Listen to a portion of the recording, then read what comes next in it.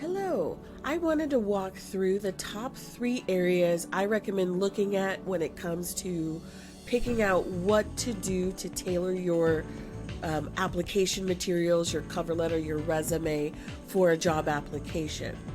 Now, the first thing I do recommend is incorporating the entire job title on both documents when possible. So in this case, since I'm using the Costco job description as an example, I have UX designer e-commerce. Both phrases, both words are excellent keywords. Any one of them could be used to find you in a database once you've applied, or if this were in your profile, any job board profile, that could be used to find you as well.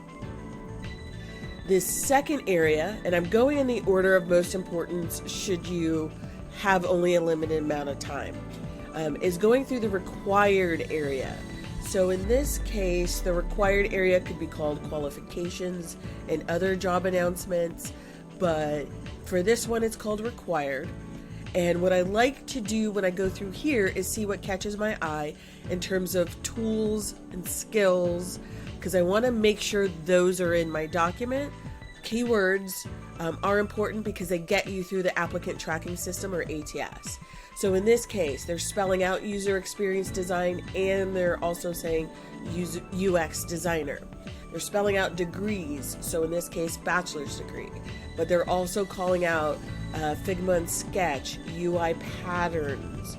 If you know HTML, CSS, that's important. So this is like a nice little cheat sheet where you could go through and figure out, okay, does my document say this? Do I have this experience? And then I come up with other words that I see in a lot of different job descriptions. So we're talking planning, usability studies, project teams, business stakeholders, and they also have recommended other aspects. So if you could work in B2B, B2C, if you've had that experience, and for those who have scaled agile framework, training, responsibilities, been a part of that environment, that's worth noting as well, and also notably spelling it out. Now, the third place that I like to look is in the actual role duties or responsibilities, as it might be called, because yes, it is great to hear a lot about the company.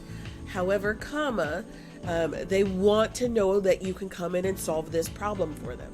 Going through this section will allow you to remember the things that you've done that are relevant, because chances are you're applying for this job because in fact you have the experience and the ability to do this.